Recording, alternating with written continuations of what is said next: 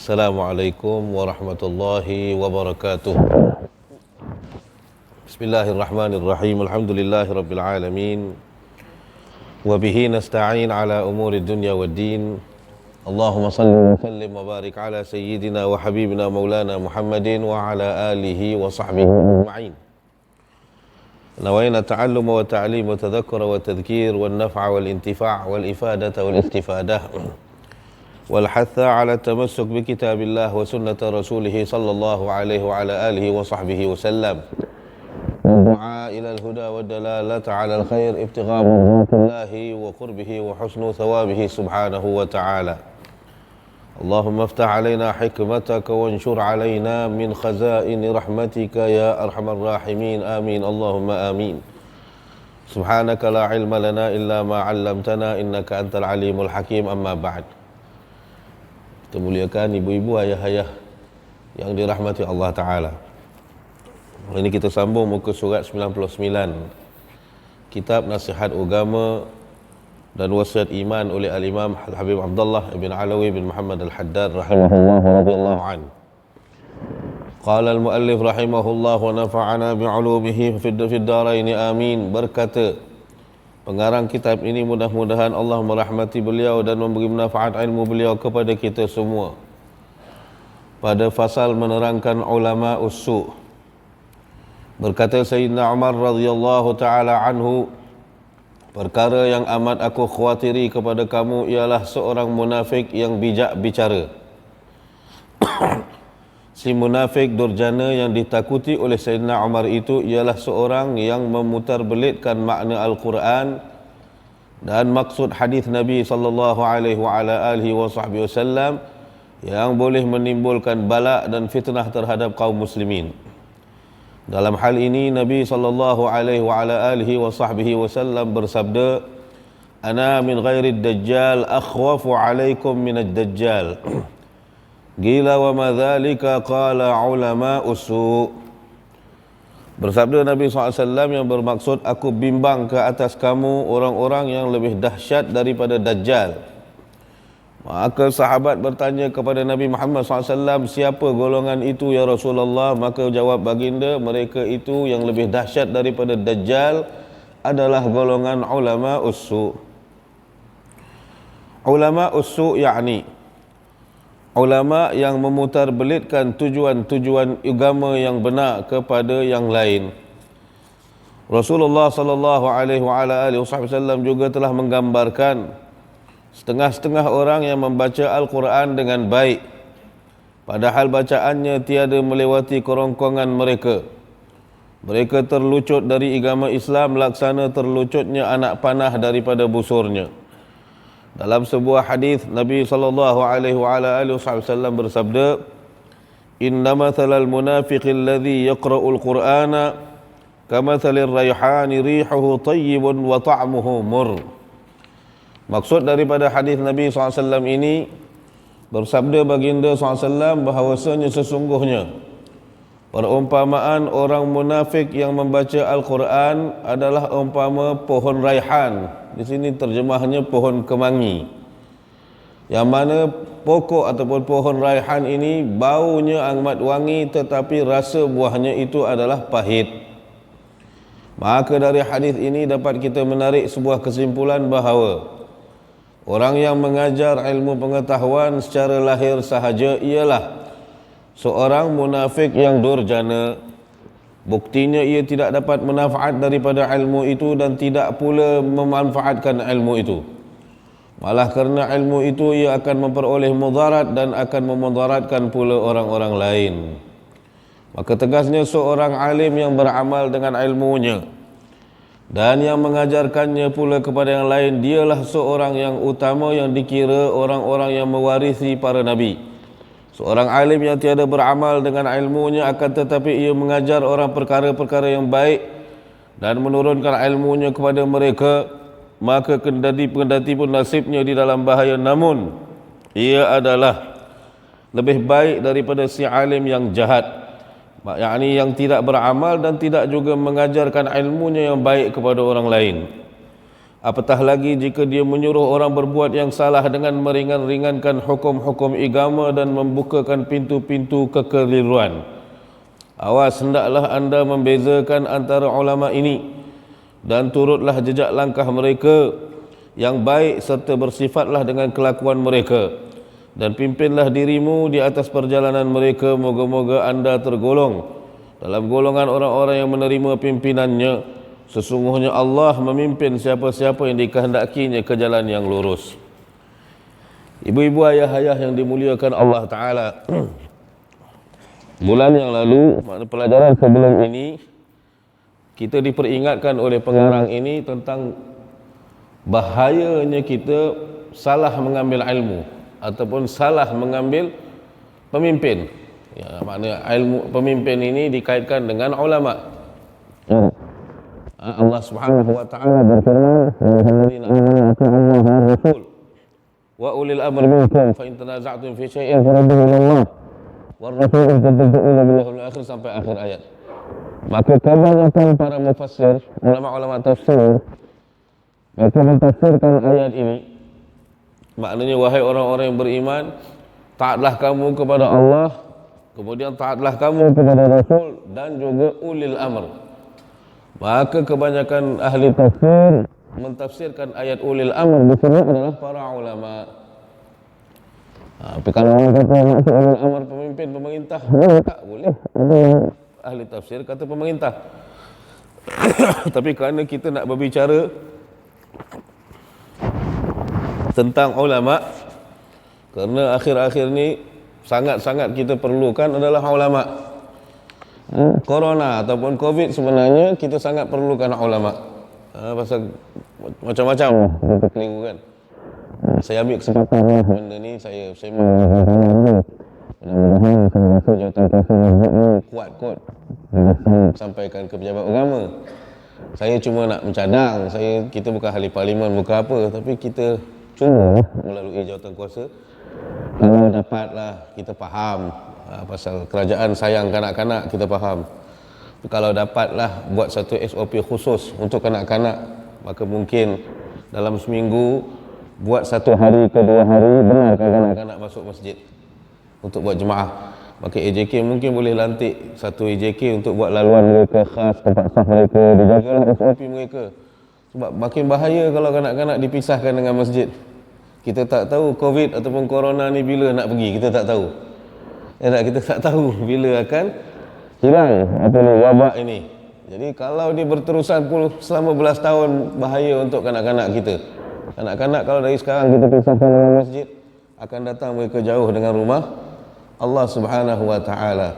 Maka kita nak ambillah jaminan, kita nak yakini apa yang disebut oleh Nabi SAW. Nabi ada beri jaminan, ada 7 golongan di kalangan umat dia yang nanti di padang mahsyar mereka mendapat naungan Allah khusus. Ketika orang lain semua berhimpun di bawah matahari sebentar, maka 7 golongan jadi VIP-nya Allah Ta'ala di padang mahsyar. Ada 7 golongan menjadi VIP Allah. Mereka ni Allah perintahkan arash untuk jadi payung mereka, maka mereka tak rasa bahang panas matahari. Mereka dipanggil oleh Allah Subhanahu wa taala. Tahta dhilli arsyih, kata Nabi SAW kan, duduk di bawah payung arash Allah Subhanahu wa taala. Salah satu syabun qalbuhu mu'allaqun bil masjid. Atau kama qala Nabi SAW. Seperti mana Nabi sabdakan, salah satu dari 7 ini adalah pemuda yang mana hatinya terikat dengan masjid. Jadi kita bertanggungjawab lah. Saya minta maaf lah kalau saya dikira masuk campur hal ehwal manjung kan. Tapi kerana malam ni floor saya, macam ahli parlimen bercakap kan. Jadi saya mudah-mudahan ketua yang sampaikanlah benda ni. Kita tak salah, kita beri cadangan kan. Kita bukan melawan.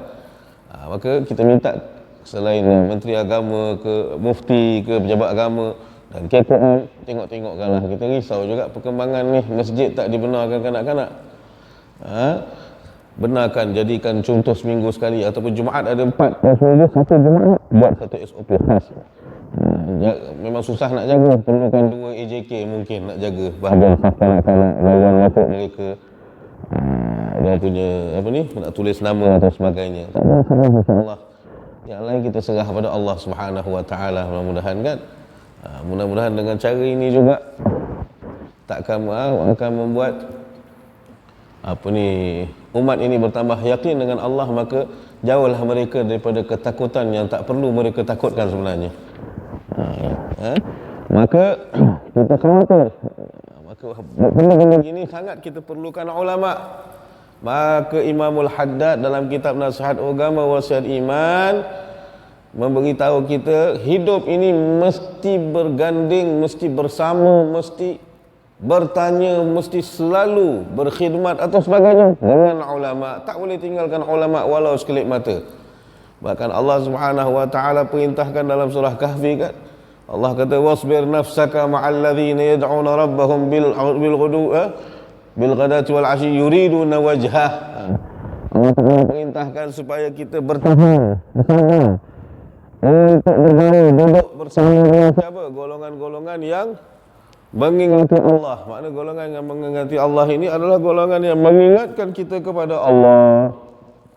Golongan yang menyebabkan kita tahu dan kenal dengan kebesaran Allah dan membesarkan Allah, mengagungkan Allah, memuliakan Allah Subhanahu wa taala. Maka siapa lagi golongan yang mengenalkan kita dengan Allah, mengenalkan kita dengan kebesaran Allah, menyebabkan kita membesarkan Allah kalau bukan para ulama ini? Maka kita duduk dengan mereka, la ta'du dunia. Bahkan Allah kata jangan kamu berpaling matamu daripada mereka, hanya semata-mata menginginkan keindahan kehidupan dunia ni yang sementara ni. Kita lah alim ulama kerana biasanya kita cari dunia lah. Orang yang hatinya diselaputi dunia, maka mereka tak tenang, tak seronok bergaul dengan para ulama. Jika orang membesarkan Allah, memuliakan Allah, betul-betul kenalkan Allah dengan mendampingi para ulama, maka mereka tak letak pun dunia dalam hati mereka, tak tamak dengan keindahan sementara dunia yang mana akan musnah tak lama lagi. Bila-bila masa Allah Ta'ala akan musnahkan dunia ini. Jadi pasal tu bila kita disuruh untuk berdamping sentiasa dengan ulama, bahkan ulama beritahu ada beberapa faedah terbesar kita ini berdamping dengan ulama. Makna berdamping ini selain mengaji dengan mereka, duduk sehingga kita dapat kasih sayang mereka. Kalau kita dapat pandangan khusus, makna kita duduk dalam hati mereka, kita special. Bahkan ulama bagi jaminan kelebihan kalau kita mati kita tak ada anak, pasti keturunan kita, anak kita, cucu kita atau cicit kita, pasti salah seorang ini tumbuh, Allah Ta'ala akan jadikan mereka ulama yang membanggakan dan membahagiakan hati Nabi Muhammad sallallahu alaihi wasallam. Maka ulama ni penting sebenarnya, tak boleh letak nombor 10 dalam apa pun. Macam kita berbincang, maka ulama meletakkan hukum, contoh dalam hal wabak ni kan, hal corona ni, kita tahu mana kita perlukan nasihat orang-orang yang ahli. Makna kita kata KKM lah mudah, doktor atau sebagainya yang ahli tentang wabak dan sebagainya.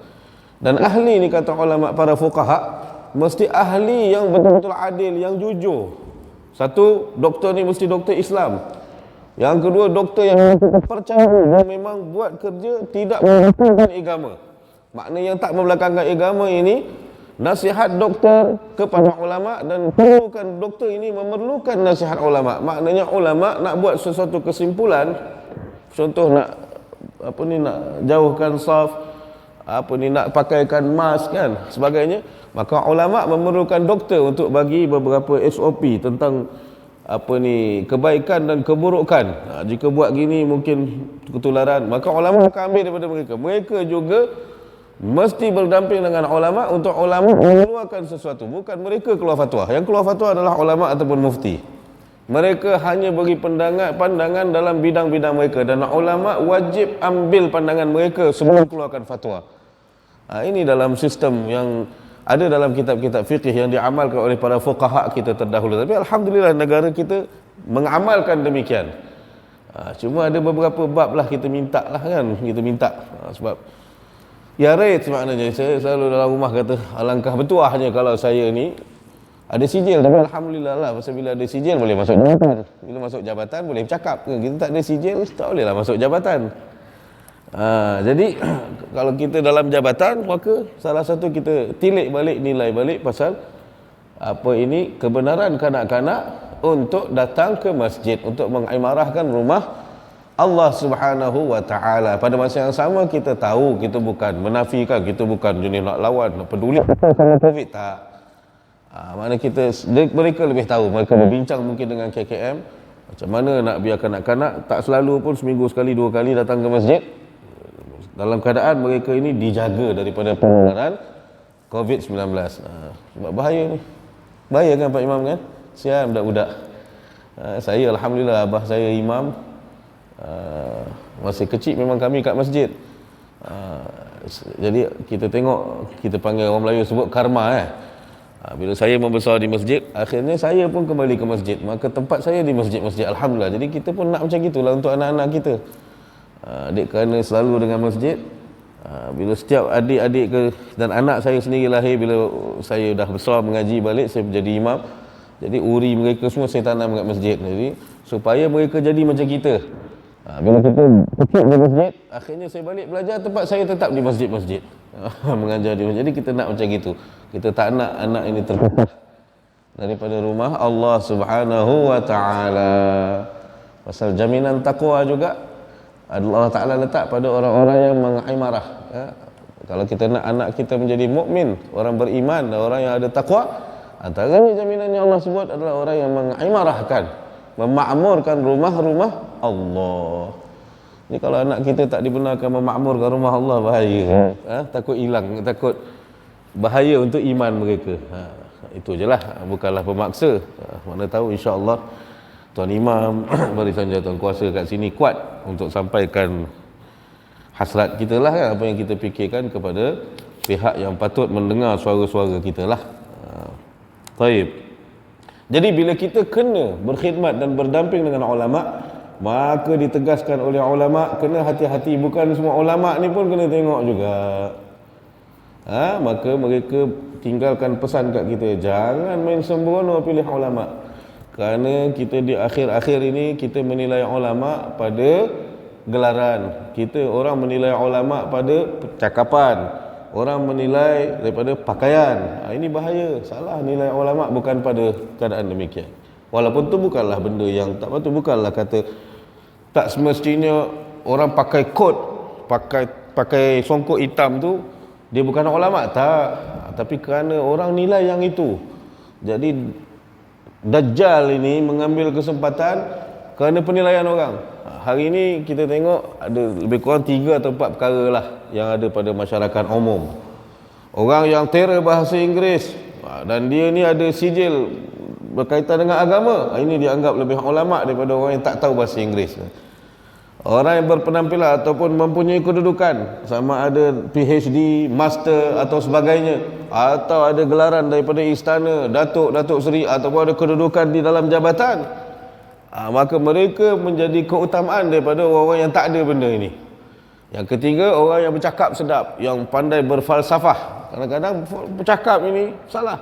Sebab kebanyakan bahaya bercakap ini bukan kerana Allah. Orang yang memikirkan percakapan daripada kebenaran adalah orang yang mencari pengaruh, mengajak orang ikut dia, bukan mengajak orang ikut Allah, bukan mengajak orang ikut Nabi Muhammad SAW. Kebanyakan, saya tak kata semua, kebanyakannya macam gitu. Itu mengajak kepada hawa nafsu. Kerana mengajak kepada Allah wa Rasul bukan dengan tiap-tiap hari mengolah percakapan supaya apa yang dia cakap hari ini sedap didengar. Macam saya, hari ini saya jadual di Venice. Orang-orang Venice ni, Masjid Ikhwan adalah orang sekian-sekian. Orang yang grade sekian-sekian. Saya mesti bercakap dengan grade sekian-sekian supaya mereka suka saya, mereka tetap mengundang saya. Saya punya job tak putus kat masjid ni. Ini bahaya. Tapi ini yang disukai oleh orang ramai. Orang nilai orang agama pada bercakap. Ini ustaz kasar, ini ustaz bagus, ini ustaz kelakar, ini ustaz ada cara pondan-pondan sikit. Ini orang nilai. Jadi rosak agama ni. Pasal tu kita kena berhati-hati. Kena berhati-hati. Dan macam mana kita nak berhati-hati? Dah diberi garis panduan, diterangkan oleh ulama. Kita kena pandai bezakan mana ulama yang boleh kita ikut, mana ulama yang kita tak perlu ikut, tak patut ikut. Kalau minggu lalu Kalau bulan yang lalu dalam kitab yang sama, kata Imam Al-Haddad beri perhatian kepada kita supaya kita ambil perhatian, beri kita warning, amaran supaya kita boleh beza. Kena ingat, ada ulama yang suka membelit, maka ulama begini jangan diikuti, jangan dipakai perkataannya kerana mereka ini ejen syaitan. Imamul Haddad menggunakan kalimat ejen syaitan kerana ianya dah awal lagi diberi amaran oleh Allah, diumpamakan seperti kaldai dan seperti anjing. Ulama yang suka membelit ni ulama yang memenuhi poket-poket mereka. Mereka berfatwa ikut keperluan orang yang nak berfatwa, ikut kehendak orang. Orang ini duit dia sekian-sekian, kalau aku cakap sekian, nescaya dia akan hukum aku atau aku tak dapat apa-apa daripada dia. Maka dia beri fatwa untuk menyejukkan hati ini, dan fatwa dia bertentangan dengan apa yang sepatutnya difatwakan. Ini kita panggil ejen-ejen syaitan. Dia menunggang agama ini. Dia ada agama, dia ada ilmu, tapi dia tak gunakan ilmunya untuk menjadikan umat ini umat yang benar-benar bertakwa kepada Allah Subhanahu wa taala.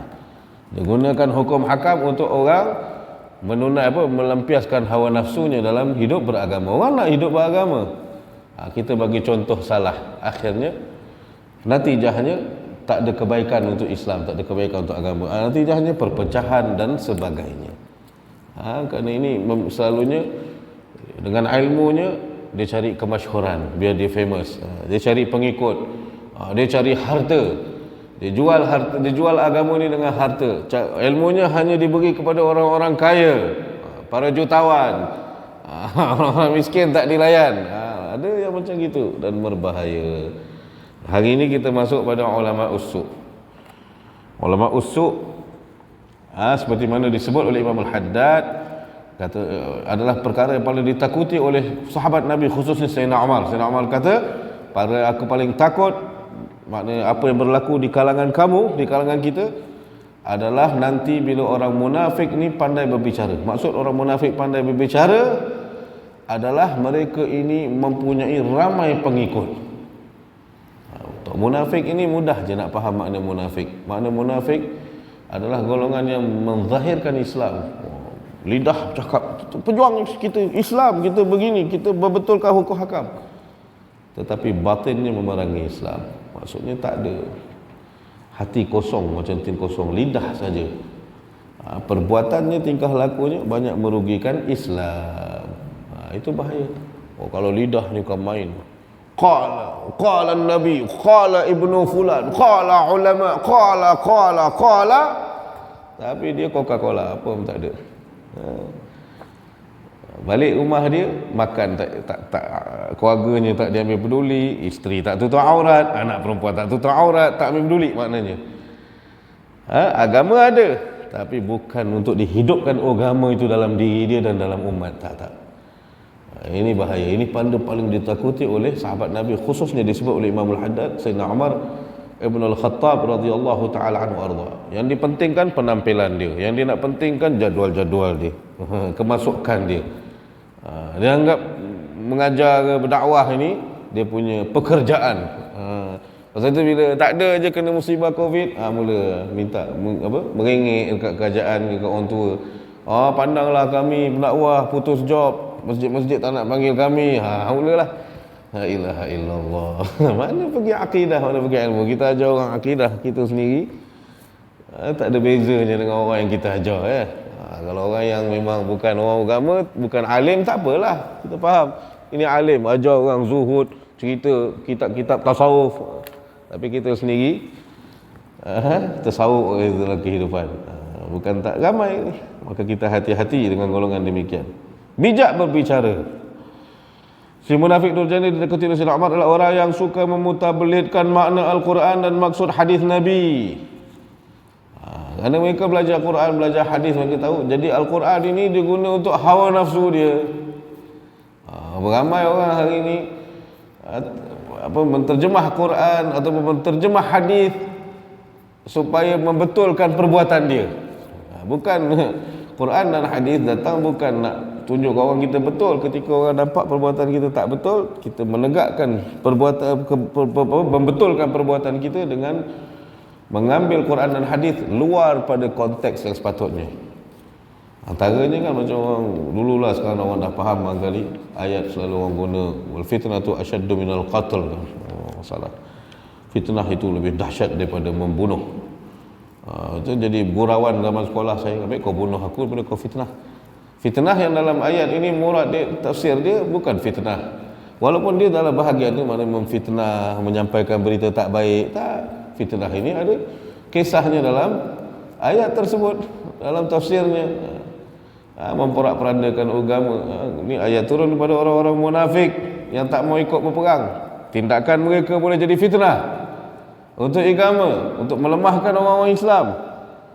Maka lebih dahsyat daripada perbunuhan. Maknanya kerana kita ada, contoh saya ni ada jawatan, ada nama dalam masyarakat dalam Manjung. Maknanya apa sahaja tindakan saya, orang Manjung akan ikut, contoh kan. Ataupun saya ada perkataan saya diikuti. Tapi dek kerana saya ini benda yang patut untuk selamatkan orang Islam di Manjung, saya berdiam ataupun saya berbuat sebaliknya, maka saya adalah pembuat fitnah di situ. Orang jadi lemah, orang Islam tengok, alamak dia ni diam, kita pun jadi diam. Ini berlaku. Antaranya lah. Maka patutnya konteks ini sampaikan yang ini. Pasal Quran menceritakan tentang ini. Kita biar jadi orang, kalau tak boleh beri manfaat, tak boleh membangun, jangan meruntuh. Tapi kita zaman berzaman kita tengok orang Islam dah tak mampu membangun, membina, tapi mereka sama-sama ikut meruntuh. Ya tak? Ikut meruntuh, merugikan Islam. Kita dah tengok depan mata kita orang tak hormat dah agama ni, orang dah tak, orang ngejek ustaz-ustaz, orang ngejek ulama, orang ngata-ngata, kita joint venture. Kita bukanlah nak patutnya membina, kerana maruah agama ini ustaz. Maknanya orang agama itu maruah agama. Kalau kita rasa kita sayang agama, kita mesti pertahankan maruah yang kita sayang. Maknanya nak pertahankan agama, kena pertahankan maruahnya ustaz-ustaz ni yang sedang dihina. Jangan kita joint venture. Kalau ada yang tak betul, kita cuba perbetul. Sekurang-kurangnya kita bukan berdiam maknanya untuk membiar terus hancur. Kita sama yang boleh membetul keadaan. Tapi dah lama kita ni joint venture dah menghancur. Bila dah hancur lebur, apa boleh buat? Tengok je lah. Cakap apa pun orang dah tak nak terima dah. Orang tak percaya dah. Nak buat macam mana? Sebab kita ni antara orang yang membantu. Jadi hati-hati kita dengan golongan-golongan yang demikian. Maknanya cari ulama yang jujur. Kalau ahli Quran, jujur dalam menyampaikan teks Al-Quran. Maknanya mengajar tafsir bukan mengikut hawa nafsunya, mengikut panduan mufassirin. Bukan baca firman Allah contoh, Bismillahirrahmanirrahim, Alif Lam, Alhamdulillahi Rabbil Alamin. Tuan-tuan, pendapat saya ayat ini Allah Ta'ala, apa pendapat saya? Dan ramai bertebaran atas muka bumi ini, bukan kat Malaysia ni, satu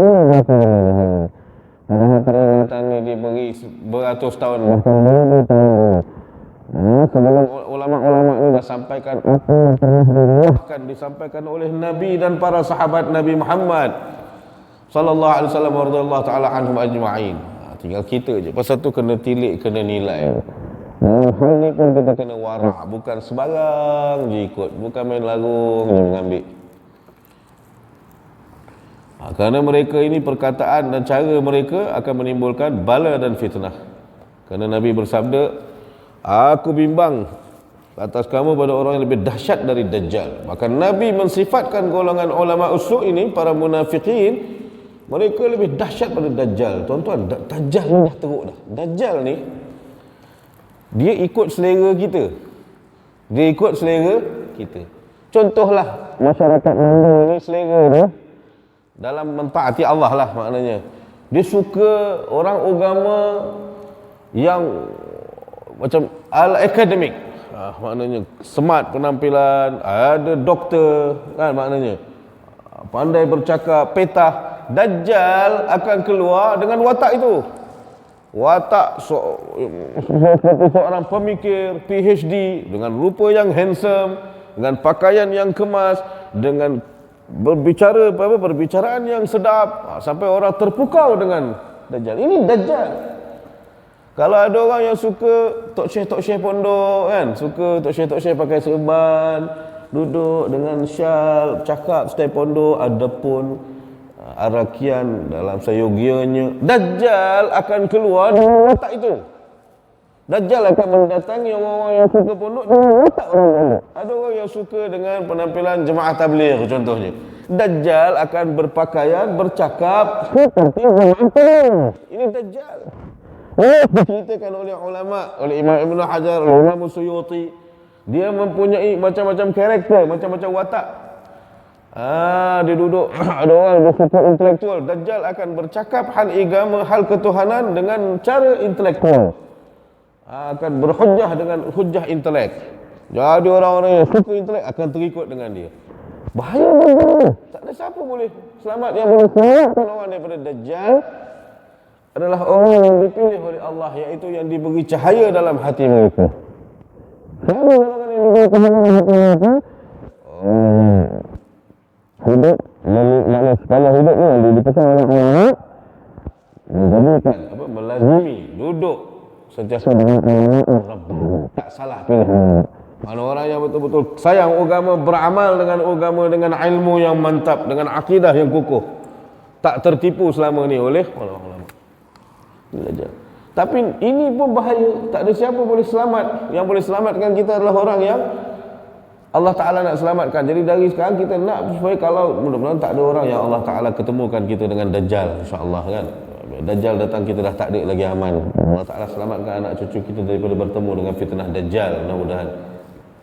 Tapi kalau kita bertemu dengan Dajjal, belum tentu kita selamat. Belum tentu kita selamat. Panjanglah kalau nak cerita pasal Dajjal. Makna bahaya kalau kita bayangkan, kita teliti, kita fikir, bahaya Dajjal ini. Tak ada Dajjal pun kita terpengaruh, ya tak? Kita terpengaruh dengan ini Dajjal. Dia datang dengan watak.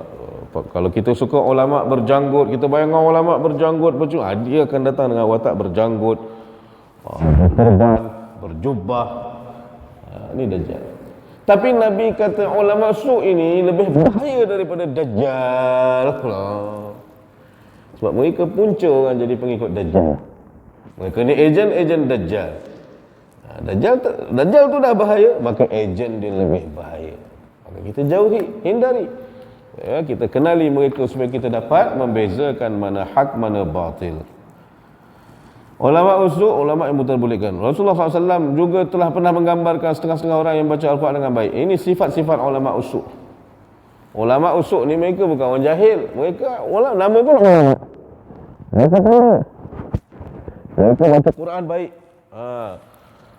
Sebutan tajwidnya bukan main mantap, mungkin suara dengan lagunya sedap, dengan lenggoknya, dengan tarannum dan sebagainya. Tapi bacaan mereka ni hanya sampai ke halqum, ke sini je, tak sampai ke hati. Bacaan setakat ini je. Pasal suara kan main peranan, dia tak pergi, tak membangkitkan iman dia, apalagi iman orang lain. Ayat ini, Quran ini tidak membangkitkan, tidak menambah iman dia, apalagi iman orang lain. Mereka ini, kata Nabi SAW, mereka mudah terlucut daripada agama ini, terkeluar macam mana anak panah mudah untuk terkeluar daripada muka ni. Kita lepas dia. Macam itulah golongan yang diumpamakan oleh Nabi SAW terhadap golongan ini. Golongan ini muncul. Saya ambil sikit lagi masa. Saya tak ingat selepas, kalau tak silap, perang Hunain. Lepas perang Hunain, mungkin perang lain, tapi saya ingat saya perang Hunain. Kalau saya salah nanti boleh betulkan. Waktu perang Hunain ini, selesai perang, Nabi mengagihkan ghanimah. Nabi mengagihkan ghanimah, harta rampasan perang. Pengagihan Nabi kali ini berbeza. Apa Nabi buat? Otai-otai sahabat-sahabat yang lama, yang ahli Badar, Uhud ni, Nabi tak bagi kat mereka. Kerana Nabi beri kepada orang yang baru masuk Islam. Nabi nak tangkap jiwa mereka. Nabi serahkan ghanimah ini hanya diagihkan kepada tentera Hunain yang baru menyertai perang bersama Nabi Muhammad SAW. Makna baru masuk Islam, mu'allaf. Bagi otak-otak ni tak dapat. Maka ada seorang sahabat ni bangun mempertikaikan Nabi, biadab dengan Nabi, bahkan menuduh Nabi dengan menyebut Muhammad tidak berlaku adil hanya kerana tidak dapat ghanimah. Tak puas hati kerana ghanimah tak diberi kepada dia. Ini permulaan orang-orang yang ditakuti oleh Nabi Muhammad SAW, dan pada masa tersebut Nabi sudah mengisyaratkan kepada sahabat ini akan melahirkan golongan Khawarij. Ini orang-orang yang bukan tak tahu ilmu, bukan tak tahu Islam, tapi akhirnya mereka bertindak memusnahkan Islam. Punca daripada ini lahir satu orang tokoh namanya Abdurrahman bin Maljam. Sebahagian kitab boleh dibaca Mulmul. Abdurrahman bin Maljam, tuan-tuan, saya nak kongsi sikit. Pada zaman Sayyidina Umar ibn al-Khattab radhiyallahu anhu jadi khalifah, beliau ini diutamakan oleh Sayyidina Umar ibn al-Khattab Abdurrahman bin Maljam kerana dia ahli Al-Quran, bahkan dia guru Al-Quran. Sayyidina Umar melantik Sayyidina Amr ibn al-As radhiyallahu anhu menjadi gubernur di Mesir. Kemudian sampai waktu itu Sayyidina Amr minta dengan Sayyidina Umar agar dikirim orang terbaik di sisi khalifah untuk datang ke Mesir menjadi imam, maknanya membantu Amr bin As untuk menjalankan tugas-tugas Islam, menjadi imam ataupun qadhi, maknanya untuk berdakwah. Maka Sayyidina Umar hantar orang paling terbaik, yaitu Abdurrahman bin Maljam. Ketika dia hantar Abdurrahman bin Maljam untuk membantu gubernur yaitu Amr bin As di Mesir, bahkan diberi sejumlah wang untuk membina rumah Abdurrahman bin Maljam ini besar dan berdekatan dengan masjid, beri kemudahan kerana dia ulama, perlu dimuliakan, maka supaya dia mudah nak ulang balik ke masjid. Sayyidina Umar sebenarnya berdekatan dengan masjid, dan pastikan rumah Abdurrahman bin Maljam ni mesti rumah yang sangat selesa. Pasal dia berdakwah, kena tunjuk tokoh, dia pemimpin, mesti orang sampai tahap tu Sayyidina Umar kerana hebatnya Abdurrahman bin Maljam. Tapi akhirnya tuan-tuan, Abdurrahman bin Maljam ini pada 17 Ramadan waktu subuh dia menetak kepala Sayyidina Ali bin Abi Talib radhiyallahu taala anhu arda, membunuh khalifah, bunuh Amirul Mukminin. Bunuh khalifah, bunuh sepupu Nabi, bunuh menantu Nabi, bunuh sahabat Nabi yang Nabi jamin syurga, iaitu Sayyidina Ali bin Abi Talib radhiyallahu taala anhu arda. Dia menetak kepala Sayyidina Ali di kepala, dan tetakan itu sudah diberitahu oleh Nabi sebelum lagi Nabi dah. Permulaan perpecahan dalam Islam apabila ada orang yang menetak kepala engkau, Ali bin Abi, orang ini ashqan nas, maksudnya orang yang paling celaka hidup dia, dunia dan akhirat. Nabi dah beritahu adalah orang yang akan meletakkan kepala engkau sehingga kau terbunuh, wahai Ali bin Abi Talib. Dalam hadis yang sahih Nabi dah beritahu. Mula daripada peristiwa itu jadi kata bila sampai hari ini umat Islam. Jadi hari sekejap balik, sekejap jadi balik, pecah macam-macam. Ini keluar Wahabi, keluar Syiah, macam-macam. Apa punca dia? Dia meletak kepala Sayyidina Ali bin Abi Talib kerana apa? Kerana marah dengan Sayyidina Ali. Dia marah pasal apa? Pasal Sayyidina Ali ini berdamai dengan Sayyidina Muhammad radhiyallahu anhu. Pasal apa dia marah Sayyidina Ali berdamai? Kerana ini awalnya di pihak dalam makna bersama dengan Sayyidina Ali. Waktu perperangan berlaku antara Sayyidina Ali dengan Sayyidina Muawiyah, Abdurrahman bin Maljam ini duduk dalam tempat Sayyidina Ali bin Abi Talib radhiyallahu anhu. Tengah-tengah perperangan tiba Sayyidina Amr bin As. Padahal Sayyidina Amr pernah jadi bos di Mesir. Sayyidina Amr bin As tengok dah teruk sangat umat Islam sampai mati, terbunuh, takut jadi fitnah lebih besar, maka dia mencadangkan majlis tahkim. Maknanya kita bentukkan senjata, kita pakai suara demokrasi, amalkan, pilih suara rakyat. Kita panggil rakyat, rakyat memilih siapa antara Sayyidina Ali dan Sayyidina Muawiyah radhiyallahu anhu. Di pihak Sayyidina Ali dilantik wakil Sayyidina Abu Musa al-Ash'ari untuk bersumpah. Di pihak Sayyidina Muawiyah dilantik Sayyidina Amr bin As untuk bersumpah bagi pihak Sayyidina Muawiyah. Abdurrahman bin Maljam tak boleh. Kerana Abdurrahman bin Maljam ini dia ahli Quran, dia hafal Quran. Dia bunuh Sayyidina Ali atas dasar Sayyidina Ali ini tidak memerintah mengikut acuan Islam, iaitu Al-Quran. Kerana ayat Quran yang dia faham ikut dia punya hawa nafsu adalah orang-orang yang menderhaka diperintahkan Allah Ta'ala mesti diperangi dan dibunuh. Jadi Sayyidina Ali pada waktu itu adalah Amirul Mukminin. Jadi yang tidak memeranginya adalah bunuh. baginya adalah borah, penderhaka. Maka kerana pemberontak ini Sayyidina Ali dah perang, kemudian Sayyidina Ali berhenti tengah jalan berdamai dengan penderhaka, bercanggah dengan Al-Quran bagi Abdurrahman bin Maljam, maka dia membunuh Sayyidina Ali bin Abi Talib. Nampak dia salah faham dengan Al-Quran. Al-Quran dipahami ikut kepala dia, ikut konteks dia. Ikut konteks dia. Kerana dia rasa dia alim dalam Quran, bukan dia orang biasa-biasa, bukan orang tepi jalan. Abdurrahman bin Maljam, Abdurrahman bin Maljam ini diberi jaminan oleh Nabi, asqal awwalin wal akhirin, orang yang paling berasa, paling celaka nanti di kalangan umat Nabi Muhammad SAW. Tapi itu pun Sayyidina Ali, Khalifah Ali bin Abi Talib, kita kan ditanya tentang orang-orang macam ini. Bukan dia seorang ramai, tapi ini salah seorang. Seorang ni ditugaskan Khawarij. Ketika Sayyidina Ali ditanya tentang golongan ini, kafir ke mereka yang dah membunuh kau, Sayyidina Ali tak mengkafirkan. Sayyidina Ali ini kata mereka Khawarij.